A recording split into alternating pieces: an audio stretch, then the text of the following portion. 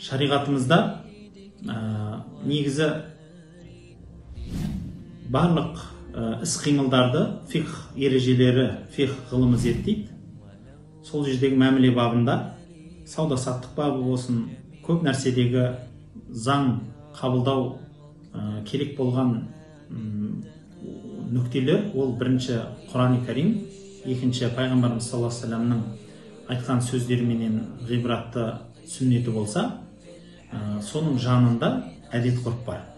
Өйткені сауда-саттықта, мәміледе, көптеген жерде әртүрлі халықтың өзінің ұстанған бір әдеттері бар, өзінің бір ішінара өздерінің қабылданған дәстүрлері бар. Сол егер шариғатқа қарсы келмейтін болса, шариғатқа қарсы келмеу дегеніміз не?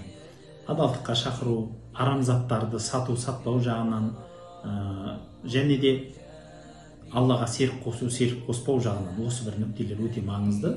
Дұрыс келетін болса, дәстүрдің барлығы қабылдана береді. Және бір жақтағы, яғни бір елдің заңдары екінші елдің заңына осы жағынан ұқсамауына да рұқсат беріледі.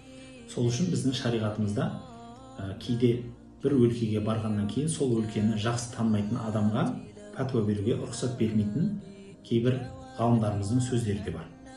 Шариғатымыз өзге елдің дәстүрін сақтауды өте дұрыс деп білген, және сол елдің дәстүрі тіпті шариғи заң ретінде де қабылдануға белгілі бір жерлерде рұқсат берілген.